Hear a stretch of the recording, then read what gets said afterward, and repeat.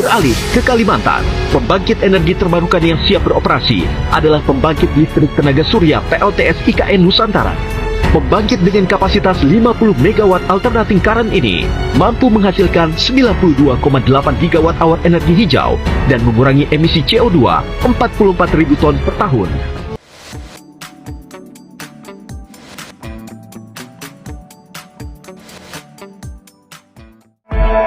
Menggantikan Jakarta sebagai ibu kota, IKN, Ibu Kota Nusantara yang terletak di Kabupaten Penajam Pasir Utara, Kalimantan Timur ini diproyeksikan menjadi kota hijau yang ramah lingkungan.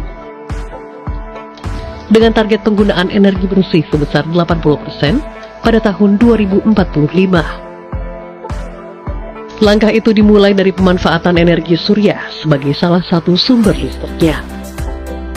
Di lahan seluas 86 hektar inilah terbangun pembangkit listrik tenaga surya PLTS berkapasitas 50 MW peak, dibangun sebanyak 2 tahap.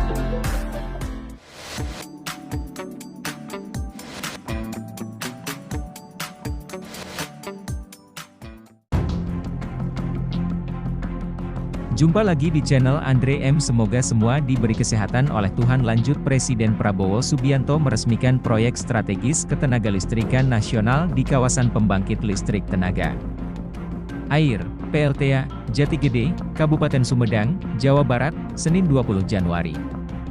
Ada sebanyak 37 proyek strategis ketenagalistrikan nasional yang mencakup 26 pembangkit listrik dengan kapasitas total 3,2 gigawatt, serta 11 jaringan transmisi dan gardu induk di 18 provinsi yang diresmikan pada kesempatan ini. Salah satunya adalah pembangkit listrik tenaga surya, PLTS, IKN.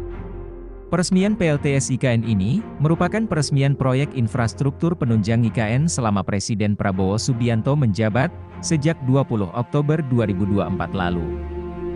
Dan proyek ini juga menjadi satu-satunya proyek IKN yang diresmikan di luar wilayah IKN. Karena pada era Presiden Joko Widodo, semua proyek yang berkaitan IKN selalu diresmikan di IKN. Dalam sambutannya pun, Ketua Umum Partai Gerindra ini tak juga menyinggung mengenai proyek PLTS IKN ini. Pada hari ini saya mendapat kehormatan besar. Dan saya sangat bangga dapat hadir di Jati Gede ini dalam rangka meresmikan suatu kelompok proyek-proyek besar di 18 provinsi, kata Presiden Prabowo Subianto dalam sambutannya di kanal Sekretariat Presiden, Senin 20 Januari. Ada sebanyak 26 proyek pembangkit listrik yang menghasilkan 3,2 gigawatt yang diresmikan Presiden Prabowo. Dia pun menyampaikan bahwa peresmian proyek strategis ketenagalistrikan nasional ini menjadi pencapaian besar dari bangsa Indonesia. Perlu diverifikasi, mungkin ini peresmian proyek energi terbesar di dunia. Yang kita resmikan 3,2 gigawatt sekaligus. Tentunya ini adalah hasil karya seluruh bangsa Indonesia. Hasil kerja keras putra-putra bangsa, dari semua instansi, semua institusi, semua lembaga, ucap dia. Selain pembangkit listrik, ada pula rangkaian 11 proyek lanjutan pembangunan gardu-gardu dan jaringan yang turut diresmikan. Yakni pembangunan jaringan transmisi sepanjang 739,71 km sirkuit, KMS, dan gardu induk berkapasitas 1740 MV Ampere, MVA. Presiden Prabowo menegaskan bahwa infrastruktur ini menjadi landasan penting untuk mendukung transformasi menjadi negara industri. Kita ingin meningkatkan kesejahteraan bangsa Indonesia. Kita ingin menghilangkan kemiskinan dari bumi Indonesia. Untuk itu, kita harus menjadi negara yang bisa mengolah sumber daya alam kita menjadi barang jadi. Menjadi barang industri. Untuk itu energi sangat vital. Kita punya sumber alam yang cukup besar dan kita sekarang punya kemampuan untuk melakukan transformasi ini, ucapnya. Presiden Prabowo juga optimistis dalam 5 tahun ke depan, Indonesia dapat mencapai kemandirian energi. Termasuk menghentikan impor bahan bakar minyak, BBM. Dan mampu melaksanakan swasembada energi di masa kepemimpinannya. Saya punya keyakinan dalam 5 tahun kita tidak akan impor BBM lagi. Saya sangat optimis target pertumbuhan ekonomi 8% akan kita capai. Dan kita akan mempercepat proses industrialisasi, proses hilirisasi, dan kita akan mencapai sasaran kita, pungkas dia.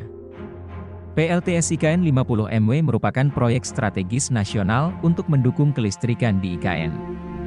Sempat diresmikan oleh Presiden periode 2014 hingga 2024, Joko Widodo pada 2 November 2023. Pembangunan PLTS IKN berada di atas lahan seluas 80 hektar dilakukan di kawasan IKN Selatan, yang letaknya sejauh 5 km dari KIP IKN. Dalam prosesnya, pembangunan instalasi ini dibagi dalam 2 tahapan. Kapasitas 10 MW dibangun oleh sinergi anak perusahaan PLN Nusantara Power, sedang 40 MW sisanya dibangun oleh PT Nusantara Sembor. Solar Energy, NSSE, joint venture company milik PLN Nusantara Renewables